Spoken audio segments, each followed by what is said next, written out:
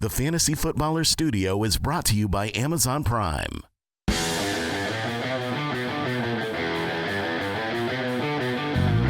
Welcome to the Fantasy Footballers Podcast with your hosts, Andy Holloway, Jason Moore, and Mike Wright.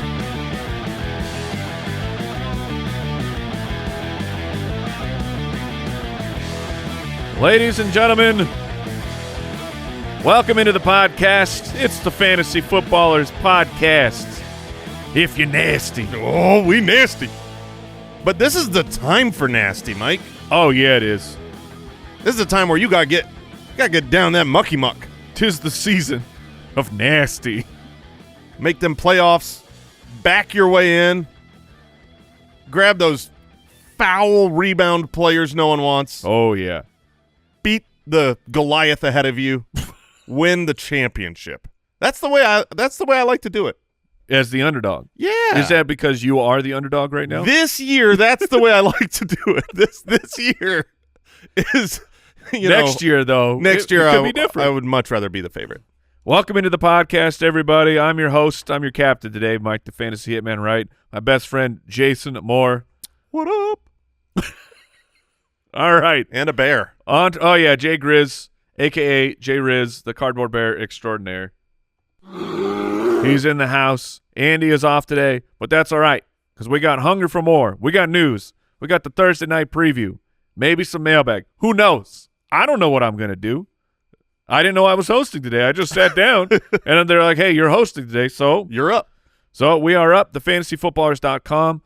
That is our hub for everything, articles, rankings. Make sure you go check that out. A bunch of really cool free stuff, as well as some premium perks if you support us at jointhefoot.com, including the ultimate dashboard and an extra podcast every single week. Is there anything to muse on, Jason, or do we move into the show? Let's go to the show.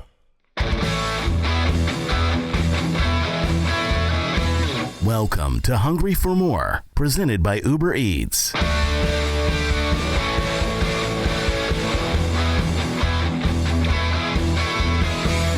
It's Hungry for More time where we talk about some players where maybe we've got a little bit of a little nibble. Maybe we've got a bite. Maybe we're actually just we overloaded with them and we're still hungry for more because this is America and that happens from time to time. Jason, who are you hungry for more of? I am hungry for more of an entire passing attack. I mean, really, I'm hungry for more. You're starving. It's Jameis Winston. I'm hungry for more insane Jameis Winston play because I'm hungry for this Browns passing attack that has gone from virtual irrelevance. I mean, you weren't playing anyone with Deshaun Watson. Jerry Jeudy was not a startable player. I mean, Njoku, okay, because he's a tight end. Sure. You could get away with it. But even Njoku before and after has been so much better. If you look at the splits here, and we're pretty much at the halfway point. You had 7 weeks with Watson. It's been 6 weeks since then. 5 games started with Jameis Winston. And, I mean, across the board, you look at targets to every player. Jerry Jeudy went from 5.9 to 9.8. Cedric Tillman was irrelevant, 2.4. In the games he's played, he's up His at – career was irrelevant. He's at 8. Njoku, who was already at 7.3 targets a game with Watson – he's up at 9. 9.6 for Elijah Moore. Like, everyone gets a car. You know what I mean? It's you get a car. And we were talking about this a couple weeks ago because Jameis was doing this right off the bat. Last year we saw this, with Joe Flacco. It's just insane that it's the same team. It's not like, usually you go. We're all trying to figure out what happened. We're all trying to find the guy that did this. What is the problem? There's so many variables. At the beginning of last year and the beginning of this year for Cleveland, it just something felt different. Offense wasn't working. There's a change that happens at some points. Maybe we can figure out what the problem is. But a couple weeks ago, we were looking at the upcoming schedule for Jameis Winston. And it's rough. It is as bad as it gets. It was literally 32nd of 32 teams. When you look at the passing game for quarterbacks, for wide receivers, you had a gauntlet coming up of Denver, Pittsburgh, Kansas City. I mean, that is awful, awful, awful. last week was the first one of those. That was Denver. Right. He was the quarterback one. It's just like he don't care. And he threw 2 pick sixes. And those things are usually very helpful for fantasy football. So this week goes to Pittsburgh, plays in a tough environment, a divisional matchup against the Steelers. I'm just hungry for it to keep going. It's going to take fortitude if you actually wanted to start him. Yeah. Because 2 weeks ago he put up 13 fantasy points. And the week prior to that it was 26. It was great. The week prior to that 10. Jameis is literally a stick of dynamite. You don't know what you're going to have, but in certain situations, like if you're the underdog backing your way into the playoffs, you can do worse than taking a shot on this Cleveland Browns passing attack, hoping that Jerry Jeudy, Elijah Moore, Tillman, Njoku, and Jameis can be those nasty mucky-muck players that towards the playoffs end up winning people championships. Yeah, when you're choosing a streaming type of a quarterback, a guy who could be the number 1 quarterback in a bad matchup, it seems like that's an okay decision to make. The risk is worth the reward. The fans of Cleveland, like if you're a Cleveland Browns supporter, and this is now multiple years in a row. Like we've said, Jameis is not necessarily the solution or the answer for a franchise. It's just you now have back-to-back years of an offense being impossible to watch on television because it makes you violently ill. Mm-hmm. A new quarterback comes in, and all of the sudden, it's a dominant offense. You cannot convince me that if Jameis was the starter week 1, that this Browns team is not 500 at worst right now. No. Jameis eats W's. He's hungry for more W's. If you remember, they would certainly have won more games. Jameis isn't the answer, but we know what the problem was. Yeah, we know what the issue is. And the crazy that's the bigger thing is it's not going away. It has to. I don't know that it's possible. I think the only way it's possible for it to go away, financially speaking, is if a team that would be willing to take on, they would have to take on Deshaun Watson's contract with, let's say the Browns get, the number 6 pick in the draft. Would a team be willing to take on that contract to get that number 6 pick outright? And would the Cleveland Browns be willing to light a top 10 pick on fire just to get rid of Voldemort? I'm saying if even the scenario where he's still on the team. Like if I'm the Cleveland Browns, my team doctor is like, I'm sorry, man, I can't clear you. I cannot clear you to come back to NFL duties. You're just this thing. It's irreparable. Yeah, but then you're toast. It's still the money. That's the issue. But that you made your deal with the devil. You live with that now. But how can you go 2 years in a row of seeing what your team could have been with any type of competent quarterback play? Like Deshaun Watson, through 6 full games this year, did not surpass 200 passing yards. Then they trade Amari Cooper. Jameis comes in essentially right after Amari Cooper is traded. Your number 1 play with the wide receivers, and Jameis is crushing, like at least production-wise, keeping their offense on the field. It's I don't know how you find a way. You have to find a way to get him off the field. It's not fair. It's not fair to every single other person in that building, every other coach, every fan who pays their hard-earned money to come see this team, support this team. You can't do it. You only have 2 choices. You either find someone to pay the contract or you have to pay the contract. And if you have to pay the contract, then you have to have the gonads to just say, you're our backup. You're our you're the emergency third stringer. You're not even the backup. 100%. You're not active. That is a good call, because then there's going to be all the issues when a starter struggles of you've got this expensive quarterback behind him. Yes, you need to make him your third string. Go get Justin Fields in the offseason and have him be the starter for you next year. And, often, you have players, like when Daniel Jones being benched. You had several players of the Giants come out upset because for his strengths and weaknesses, Daniel Jones is the best quarterback on that team. Mm-hmm. but they had to make a financial decision, and all the players are mad.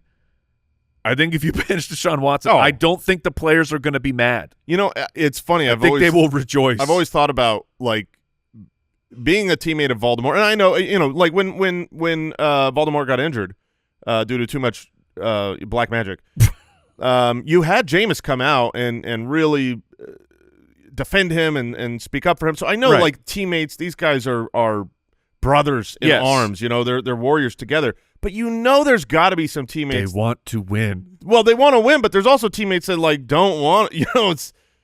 I think the pass rush against Deshaun Watson gets a little extra excited. That's all I'm saying. Because I know, pin your ears back. The player I want to mention, it's one of my biggest whiffs of the year, but I'm hungry for more. It's Jaylen Waddle. Because, look, again, this season has been wasted. Awful, awful pick. However, 2 of the past 3 games have been or 2 of his 3 best games, I should say, took place in the past 2 weeks. And it's, have we figured something out here for the Miami Dolphins weeks 1 through 6? Again, 6 of those weeks were without Tua, but no yards after catch, averaging an 8.9 average depth of target. Like, those are tight end type numbers. And then in the past 2 weeks, 11. That's his average depth of target, 15.2 yards per target. That's behind only Jerry Jeudy the past 2 weeks. A lot of it's being lifted up by one humongous game. But the past week was also, like I said, one of his top 3 games of the season. The upcoming schedule, the Jets, which the Jets numbers are – they're not good anymore. Yeah, exactly. Like, their numbers on paper still average out to be – they're like, oh, should I be worried about that matchup? I don't think so. Their defense seems to have packed it in. Then you get Houston, and then San Francisco. That one's we'll see on that one. And then Cleveland in championship week. I don't know. I think that there is a chance that we can turn it around, that Jaylen Waddle is at least a flex consideration who has weekly upside. We got to get this thing going here, Miami. But 15.2 yards per target, it's encouraging for the past couple of weeks. And, oh, gosh, I really hope that Waddle can turn it around. But that was Hungry for More, presented by Uber Eats, where you can get the best deals on game day food all season long. Uber Eats, the official on-demand delivery partner of the NFL. Order now. News and notes from around the league, presented by USAA Insurance. Ian Rappaport is reporting the Chargers wide receiver Ladd McConkey, a.k.a. Ladidi McConkey, his status is up in the air for Week 14. It's an AC joint injury and a knee injury. Little bitty baby boy is banged up. However, this is such an important matchup. I mean, you're talking about playoff seeding. You're talking about division seeding. Playing the Chiefs on Sunday Night Football. Sunday Night Football, primetime football, with a Chargers team that is in the hunt. They want to believe that they're a Super Bowl contender. And, if you want to prove that, beat the Chiefs. Beat the one-loss divisional opponent, back-to-back Super Bowl champions. Obviously being a divisional opponent means it's every game is important, but this one clearly, being primetime, being the Chiefs, being in division, is a very important game. So I think if Ladidi is not broken, he will play. Are you willing to wait on Ladd McConkey? Because it's Sunday night, so you would have to prepare yourself, like put him in the flex, pick up, the Dizzler, Will Disley, or pick up Josh Palmer. He has been that good where and honestly, the Dizzler is can we make that happen? Well, it's Big Montana. I know. I mean, he's got so many names. He deserves so many names. But I do think if Ladd McConkey can't play in Sunday Night Football, if I've got Ladd in my flex spot, if I knew Ladd was out, Will Disley is a absolute flex option, streamable outside of tight end option. He'll have 7 receptions in that game because Kansas City gives it up to the tight end, and they will need him. You can also look at Brandon Cooks, who's on Monday. I mentioned him on the waivers. Like, should CeeDee Lamb not be able to go on Monday night, Brandon Cooks is at least interesting. Yeah, I mean, even if Lamb can go, I think Brandon Cooks is is not like a must start, but right. in the case of an injury pivot, I think it's worth it because what you've seen from McConkey lately, and we know that usually rookie wide receivers, the second half of the year is even better, but you look at his fantasy finishes. I mean, he's been a top 36 wide receiver in basically every single week since week 8, including being the wide receiver 2, the wide receiver 12, the wide receiver 23, and the wide receiver 10. So he is someone that needs to be started. I was talking with Andy during the games on Sunday. I am of just watching everything and, just trying to project, of course. I don't think Ladd is a top – he's not like a Jamar Chase, CeeDee Lamb, but I think Ladd is going to be a superstar. Yeah, I mean, this was – like a top 12 type of wide receiver. I think it's going to happen. He's my one of my biggest regrets because on the My Guys episode we shared with our third My Guy who like our close calls were Ladd was going to be a My Guy. You're a big time Ladd. He ended up getting injured right before the season, and I worried about that injury because if I could have deleted Tank Dell and had Ladd there, I feel a lot better. But saying like I have shifted to, not that I was on the opposite side, but like I'm on your side. If I see the path where Ladd is just look at Keenan Allen. Year. Like Keenan Allen, yeah. I like that he is bigger and able to take the hits that I worry Ladd cannot keep up with. But we saw Keenan be top 10 fantasy wide receiver over and over and over and over and over with Justin Herbert, because if you've got a timing thrower with an exceptional route runner who's going to be in the right place at the right time with great hands and be wide open. I mean, it's just like what else do you want from any wide receiver? Is he open and will he catch it when I throw him the ball? Because those are both important things, as seen by his teammate Quentin Johnston, who can get open, just can't catch that ball. We're getting reports that Packers running back Josh Jacobs is dealing with a quote nagging calf injury. He is expected to play. We're going to go over to League of Record contender, producer Al Borland. How does that make you feel? He's going to be fine. Yep. Oh, yes. That's how confident I am. Oh, my gosh. You can't script that. I mean, that was literally voice cracking fear of God. Wow. Josh Jacobs, please be okay. I mean, the last time we saw a nagging calf injury that was, Stop it. Don't say it. Oh, that's right. That was Christian McCaffrey. Yeah, it just moved down and it turned into tendonitis? Achilles, whatever. Achilles tendonitis. Yeah, I will say this. The nagging part of this report was said in a good way, not a bad way. It was shared as in this. Well, it was shared as in this is not he did not just get injured. The calf injury is not like, oh, he did something in this game where he pulled something in his calf and now they're worried about it and that's why he's missing practice. This has been a nagging injury for the last several months. So it was shared in a way that's like he's been playing through this. He's expected to play through this. Saying that verbiage is funny. It's like, oh, don't worry. He's been hurt for a real long time. No, I get it. It's stupid. But I will say I am hopeful that Jacobs is full go right now unless he misses today's practice, which yesterday's practice would have been essentially the Wednesday practice because they're playing on Thursday Night Football. They're the early game that we're going to preview here in a minute. The vaunted, incredibly tough to run on Detroit Lions defense. I don't know if that's true for the next couple weeks with the injuries they have on their defensive line. You might actually have you might have been looking at this Josh Jacobs matchup and going, I'm not excited about him in this game.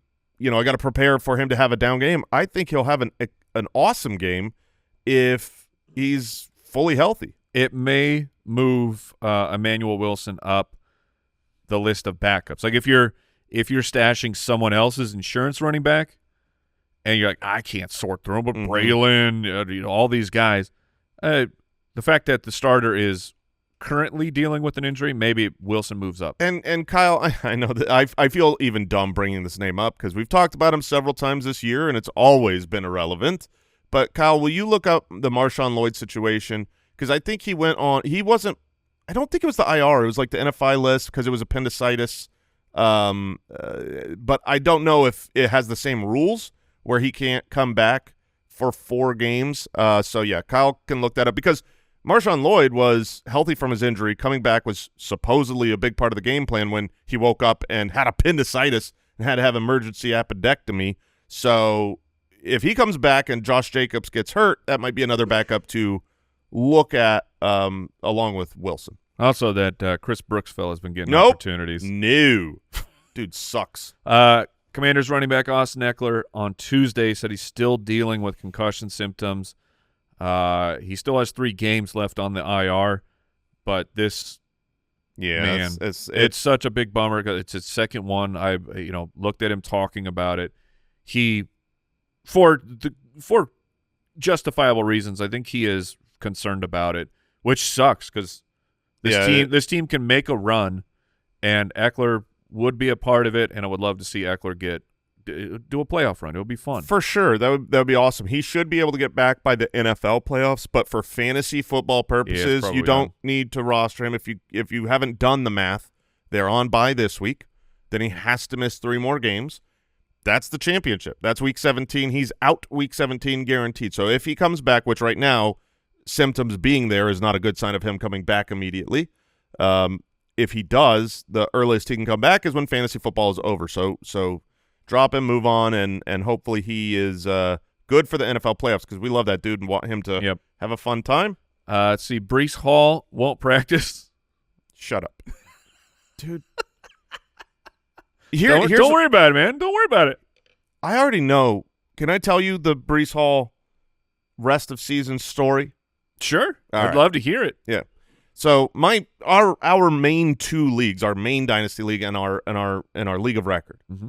Both of those seasons have been inextricably tied to Breece Hall. Like a centerpiece of both franchises, which is why now I am in one technically in the playoffs and the other just outside the playoffs, trying to get into both.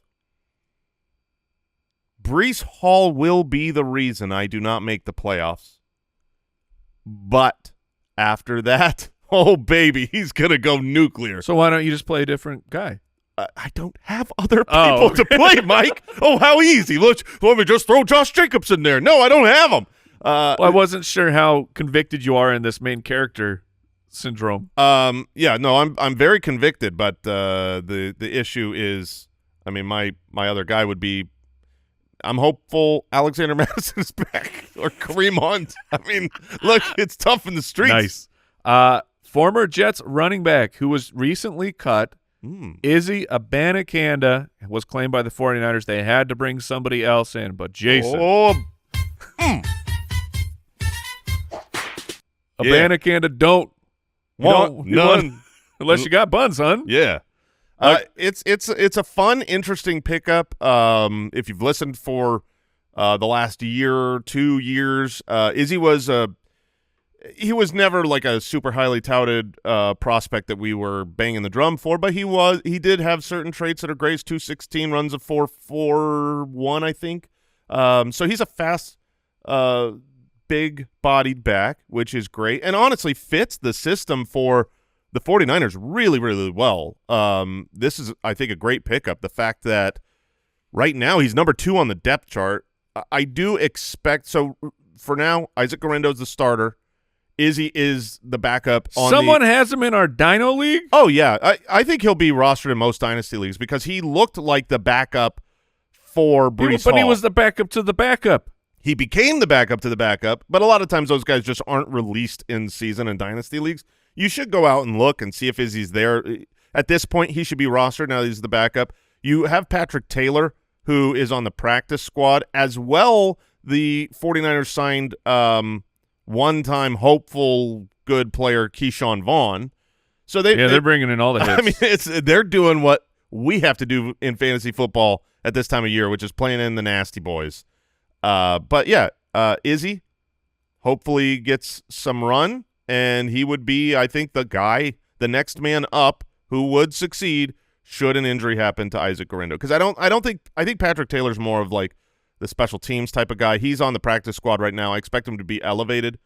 But TBD. Right now, Isaac Guerendo's got the work to himself, it appears. Yeah, you should check a DM I just sent to you, Jason, while I read Okay, this. okay. That was today's news and notes presented by USAA Insurance. Learn more at usaa.com/insurance. Going to take a quick break, and we'll be back with the Thursday night preview.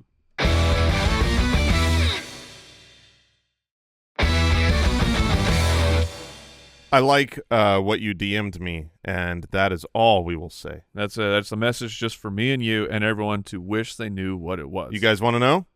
I'll bet you do. Never going to happen. I think Kyle figured it out. Well, maybe not. We'll see. Well, you'll never know.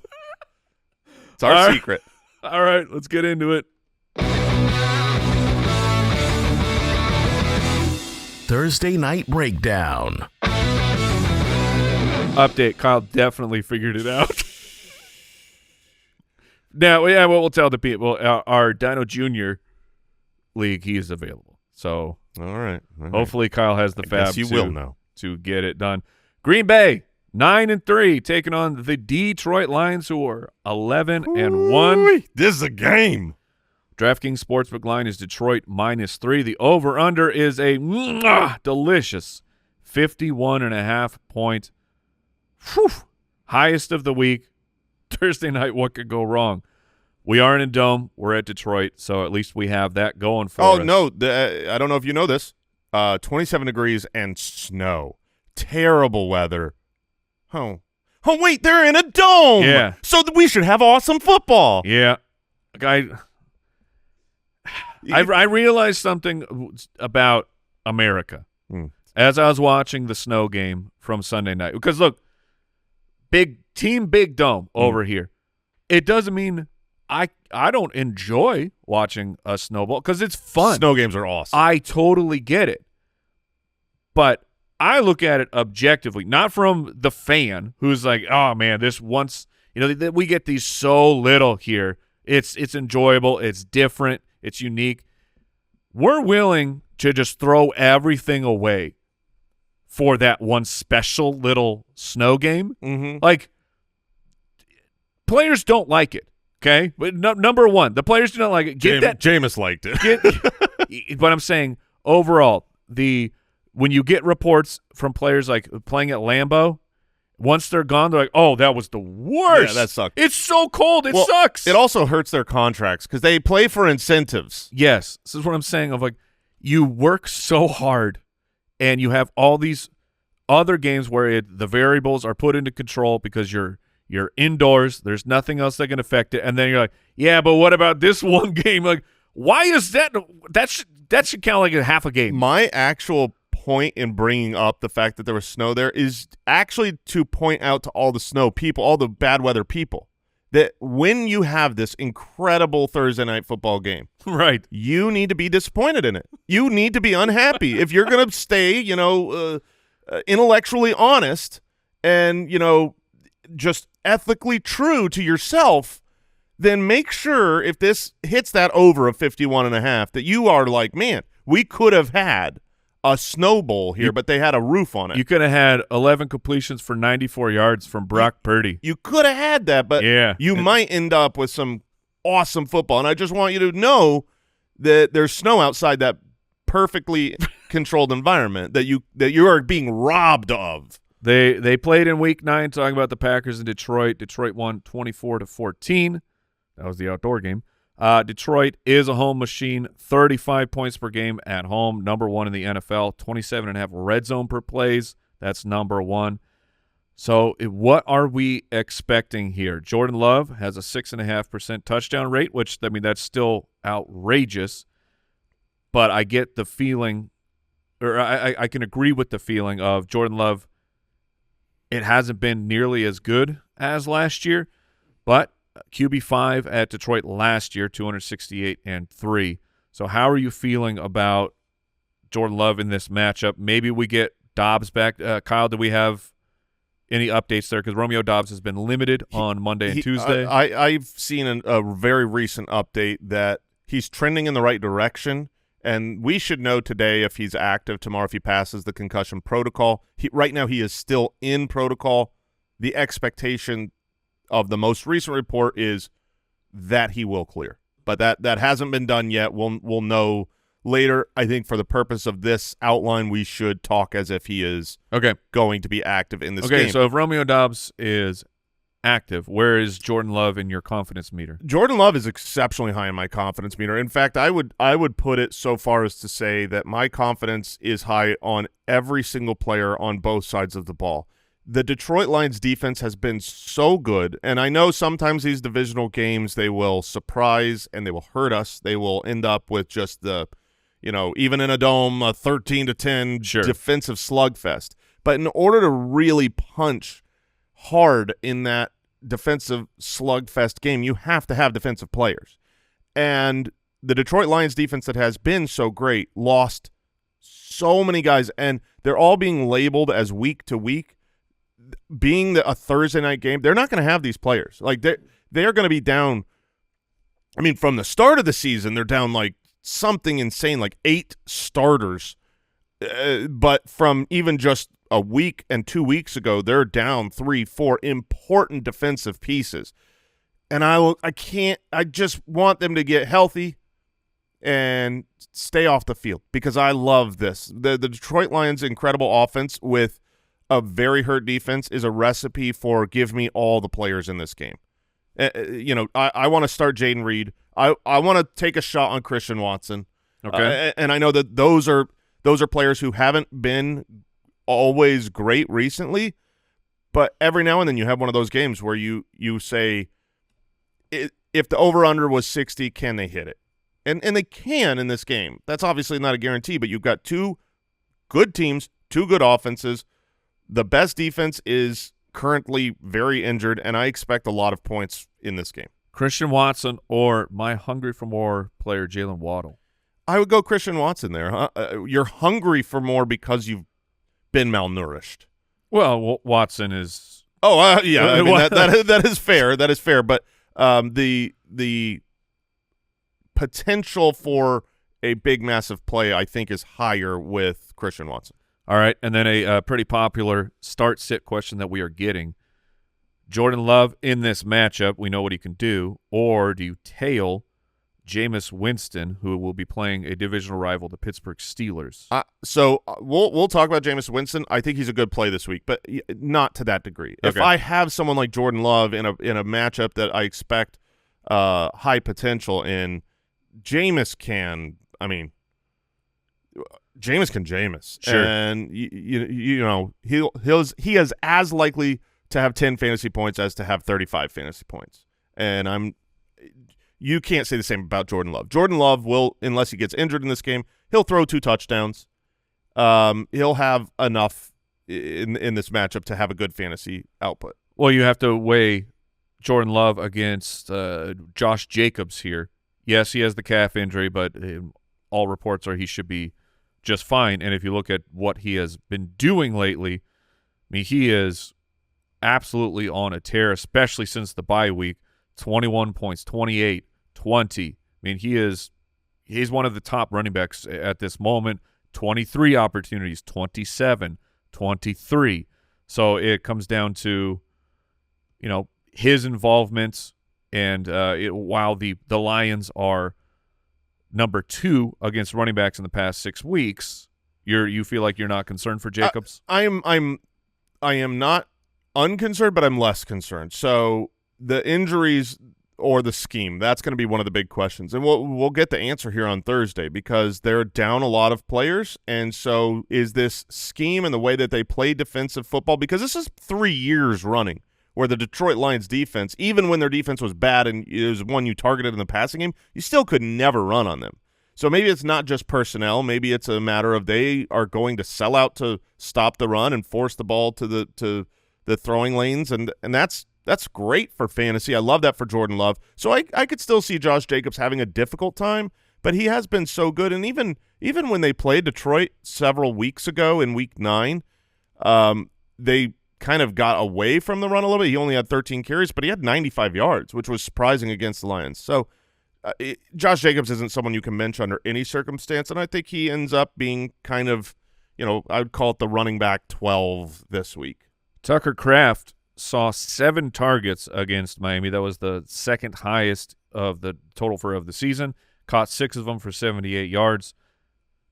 I mean, the Lions' defense against tight ends they've been shutting it down over the past 6 weeks. Tight ends are putting up just over 5 points a game against this defense. So is the injuries moving Kraft into there, or are you going to move away from him? It's almost less the injuries than the over-under, just the fact that you expect a handful of touchdowns to be thrown. Cade Otton or – No, I would go Cade Otton. I would go Will Dissly over Tucker Kraft as well. Okay. I think both of those players are in better situations. But Tucker Kraft right now is my tight end 12. So he is startable, but the last one, essentially. The Lions are fun and very easy to project for the most part. Montgomery in, Amon-Ra in, Jahmyr Gibbs in, Jameson Williams is in. Okay. I just wanted to answer for you. He averages over 15 fantasy points per game at home. Yeah, with this over-under, with how this game could go, it's not a perfect matchup. The Packers, we haven't talked about their defense. Are 8th against wide receivers. Exactly, they've been pretty darn good. But this is a player who has gotten it done, and you don't want to miss his big games. In order to get Jameson Williams' big games, you have to have him in your lineup.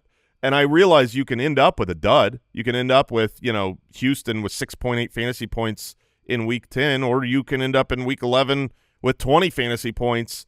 So when I want players in this matchup, when I want players on Thursday Night Football for more information before the weekend, I will be starting Jameson Williams. I think that I would tiebreak him over some other players that might be in the same tier. I mean, he's obviously not like a you can't go away from him type of player because, what is he? He's like a wide receiver 2-3 cusp usually.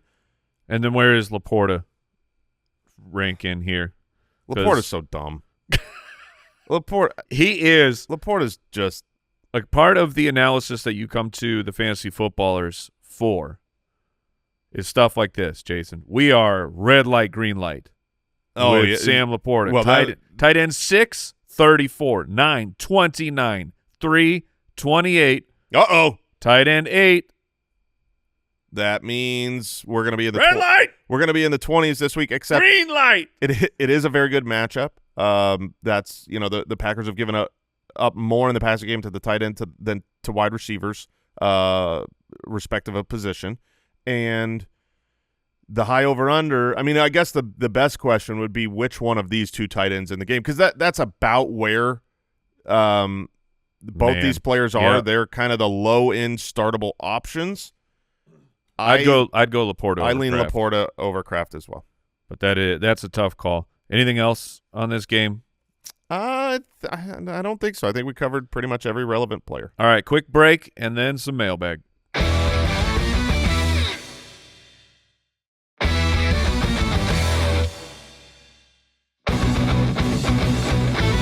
Mailbag. Mailbag, ooh, for me. All right, Boaz Clark wants to know, who do I ride with rest of season? You don't have to.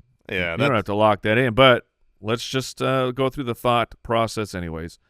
Kyler or Bo Nix? You have a wonderful combination of two players that fit together nicely in the schedule. They really do. You're going to roster both of these players. You're going to play Kyler for the next 3 weeks, and if you get to the championship, you're going to switch over to Bo Nix. That's how I see it based on the schedule. So the next 3 weeks. Man, this week for sure, because if you play Bo, you're going to get 0 points. That's right. But week 15, Kyler against New England or Bo Nix against the Colts. Both are home games. Both are great. I'm still going to rely on the veteran over the rookie. Bo Nix has been great. Kyler at home against the Patriots, I think, is just a really, really good matchup. And he's at home this week against Seattle. If he has a good game, I mean, this will partly be what tells the story, right? If he goes out and has a good game, you're going to feel really confident to play him the following week. Yeah, but that's a classic Kyler trap. It does feel like that. I mean, here's the thing. We talk about, like, Kyler hasn't had 3 great games in a row, for a long time, and you're trying to rely on that for the next 3 weeks. So it's New England at home, and then he goes on the road to Carolina. So Kyler's set up for success on the playoff run. The whole, has he done it 3 games in a row thing, that's it's kind of a silly statement, because what is the matchups? What are the situations? Statement. You have to have the context there. I am silly. But I do think, if you get to week 16, you've got Kyler against the Panthers, or you've got Bo Nix against the Chargers. In a divisional matchup, I feel like that's an easy Kyler. But then if you do make it to the championship, Bo Nix against Cincinnati, and Cincinnati is going to be I'll tell you right now, he's a start of the week in that championship week. Whatever they're doing there with Courtland Sutton is wild, because it was, if you watch the Monday night game, it was the full-on Justin Jefferson of Bo Nix buys a little time, heaves the ball downfield, and there's a guy who's just no defenders around him, which we're used to that with Jefferson. I'm not used to that with Courtland Sutton. Courtland Sutton's been awesome at 29 years old. Yeah. With a rookie quarterback. He's the wide receiver 6 on the course of the season. And really the first month for the Broncos as a whole, but for Bo Nix, for Courtland Sutton, it was growing learning pains that looked like, if you stopped the season after the first month of football, where the Broncos are 2-2, they're not scoring much. Week 4 they scored 10 points. Week 2 they scored 6 points. This was not a good offense. You would never have expected them to pump up their offensive output like they have. Right. All right, let's put your main character Breece Hall take to put it to the test here, Jason. Okay. This is a popular question coming in. And this one just happens to come from a feller named Josh Smith. Rico Dowdle or Breece Hall? No, it's Breece Hall. Is it? Yes, it really is. Is it? Yes, it really is. Is it? Breece Hall's a better player than Rico Dowdle. He is playing the Miami Dolphins. That's talking about Breece Hall, and Rico Dowdle. Rico Suave will be playing against the Cincinnati Bengals. Yeah, this was a rest of season question. I know, or even just this week. So we'll go one step at a time. This week. This week I would choose Breece. Breece. I will fully admit that it is a legitimate decision that you can't just take the name of Breece and not look deeper. Rico just got 19 carries, followed up with 22 carries. The Cincinnati Bengals are a middle-of-the-pack defense against running backs. And can give us shootout games. Yes. That's where it's more appealing to me. Because I have a hard time with this question, and I'm the Rico Dowdle truther of the show. Last week it cost me where I had Ken Walker. Because, look, it's Ken Bone. Of course I'm going to play him. And I'm like, I know I should play Rico. I feel it in my bones that I need to play Rico in this particular matchup against the Giants. I chose the name, and it was painful. Obviously, that's a 1 week sample size, but it's to the point of we're at this stage of the season where you got to start making some really hard decisions. Yeah. Some character building.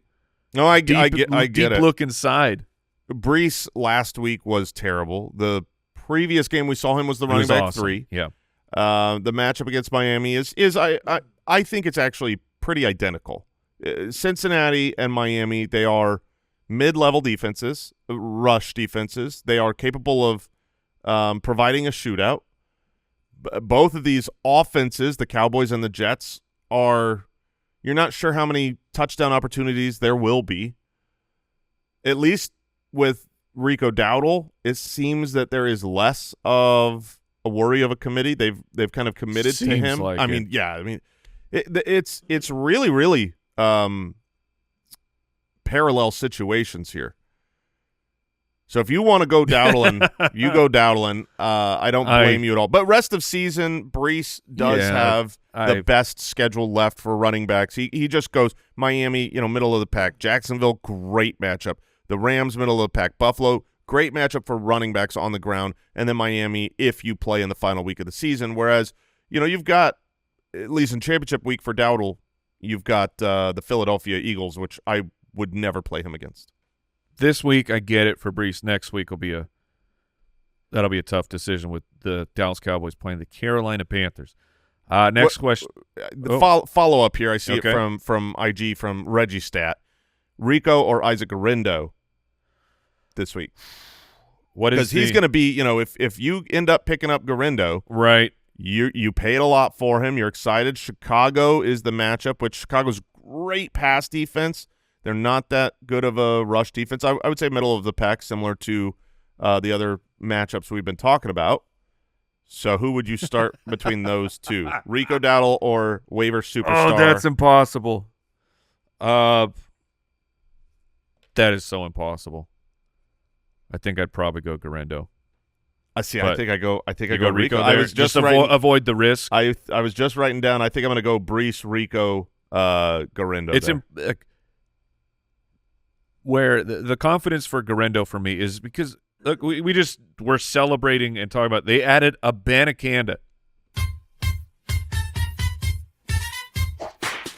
Like there's no one else on this roster who can spell Guerendo at this point. It's a hard name to spell, Jason. Yeah, it really is. It starts with G, but is it U? It ends with O, and somewhere in between. I don't know what's going on in there.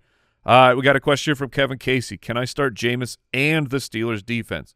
Because normally you don't want to play. You don't want to play your defense against the quarterback because it's a negative correlation. Jameis is an outlier, and you absolutely can. Not that everything's going to happen the same every week. Obviously, last week, if you played the Denver Broncos, who got torched by Jameis, gave up over 500 yards and tons of points, you were thrilled because you also had 2 pick sixes. And that's not prescriptive of a forever situation. However, this isn't one time. This isn't like, oh, Jameis just did that once. We had years of Jameis being able to – I mean, honestly, his superpower for fantasy is usually the 30-30 year? Yes, the 30-30 year. It's his interceptions. It's the fact that he has to keep throwing the ball. It's pretty ironic to me that the pick sixes in the Denver Broncos game came late. It was like that. Usually his pick sixes are what causes him to have to be on the field and throw a lot. I prefer my pick sixes early in the game. Yeah, we keep bringing up the 2. One was really bad. The second one was like we have to go score. Yeah. He was forced into that situation. We got some Jaylen Waddle questions. Funny enough here. We'll start with this first one from B. Bariri. Deebo Samuel or Jaylen Waddle? Oh, man. Deebo gets Chicago. You just mentioned to Jay that they have a strong secondary. They're good at shutting down wide receivers. Deebo has been tremendous at shutting himself down this season. Holy crap, it's been bad. You didn't realize, did you? I knew it's been. It surprises me just every time I open up his player profile though, because he's 38 for 531 yards in the last 3 weeks, in 12 games, in 3 games. Well, in a row. 11. One of them he went out right away. Yeah, but he played the full game in the last 3 games. And if you were to give him all of the fantasy points from each of those 3 games and you put them together, he does not hit the single-game Jaylen Warren mark of 10 fantasy points. I mean, he's been abysmal. And while I can't understand how it just keeps happening, you have to be concerned. And we brought this up, I think, 2 weeks ago. I went back and I watched the Deebo film because I was like, what's going on? And there were plays that were just the same old Deebo play. The design was identical to how it always is.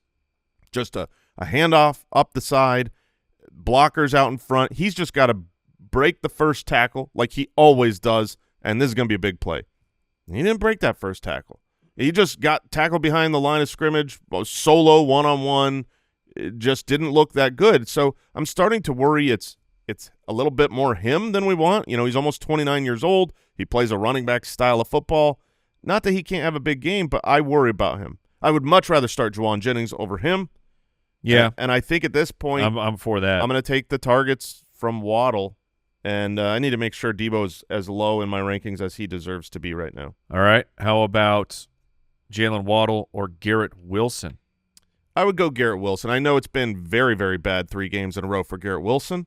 The targets have been there. Aaron Rodgers has been playing It's poor. 6, 8, and 10 in the last 3 games. I'll still take those. We have to always remember, we say this a lot, but it's hard in the moment to really heed the advice we try to remember, which is that wide receivers are inconsistent. On the course of the season, they will all have their bad games, and when they come in stretches, 3 games in a row, it feels like it means it's forever. Now, in Deebo's situation, it's not 3 games in a row. It's like basically all but 2 games since week 2. So this is pretty much the season. With Garrett Wilson, before the 3-game bad stretch, there was a 3-game good stretch. So I'm gonna go Wilson there. All right. Matthew Hernandez says Juwan Jennings or MVS rest of season. Jennings. That is I think, Juwan Jennings for me. Yeah, I have moved to a place where I think MVS is an okay starter. Yeah, I mean he's playable. He's going to get a couple deep shot bombs, but I'm still at the place where Juwan Jennings is pretty close to must start. Like he is for me too. It's a tough matchup. We've brought that up. The Bears. Stevenson is hopefully splitting duty with Deebo and not just shadowing Juwan Jennings.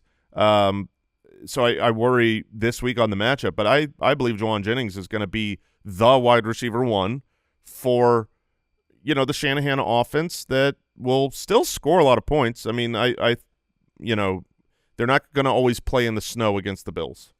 And we'll get out of here on this one. People love to ask this question. That man, DeVecchi, is it morally right to bench your players in Week 14 to keep another team out of the playoffs? It is 100% not morally right. It is not ethically sound. You need to play your roster. We'll take morals out. Then what's the question? Is it okay? Is it? I don't. Should you do it? I don't think you should do it because there is league integrity for all players and all managers who are in the league. Yeah, but you're looking out for number 1. I get that, but you can't just look out for number 1 and do anything you want. I mean, it would be looking out for number 1 to just log into someone's account and drop that guy. Well, but you have to steal passwords and stuff for that. Well, but where's the line is my point. My line. You're controlling what you can control. That's an easy line for me. My line is that you just can't bench players and not have a active lineup. Like you have to have starters in your starting roster. That should be standard for all league. For all leagues, you have to field the starting roster. Okay, what if you log in? This is a hypothetical situation. What happens if you log in last week and you see your opponent has put Brock Bowers on the bench? Oh, man. And started someone like Gesicki? Yeah, something like that. Someone does that. Is it then appropriate to take your good players out? Because we are clearly talking about a race to the bottom here. Right. Two teams trying to the last place versus the second to last place. Yeah. What is the appropriate response then? The appropriate response. No. Okay, take it back. What would you do? What would I do? Yeah. I would bring it to the attention of the league and make sure that does not happen. And I would because the league should. It's too late. I know it's too late. You know what I'm saying? It's too late. You notice on Saturday. Game is done. Game is done? Yeah. Oh, man. What do you do? At that point, it's a fair fight to put in my crap players. At that point, if you've already done it and I'm scoring less than I'm getting less against me than I should, you're going to eat some nasty boys. And I know this is not a hypothetical. Yeah, this may or may not have happened in a league that we are in. Yeah. Not us, because our team is great. Oh, man, it's good. Do you think, just asking, is it possible that our shared team and Dino Jr., Mike, can win a 4th championship this year? 100%. But that would be 4 of the last 5. Yeah, that is unprecedented. That's just unfair. Has that ever happened in Dynasty football? Probably not. Probably will, though. I cannot wait. Thank you, ladies and gentlemen. That's going to do it for today's show. JoinTheFoot.com if you want to get all of our premium tools like the Ultimate Dashboard where we help you out to make the best decision that you possibly can. Jason, make sure our bid for Abanikanda is where it needs to be. Kyle, I hope you lose. That's going to do it. We will see you tomorrow, everybody. Goodbye, everyone.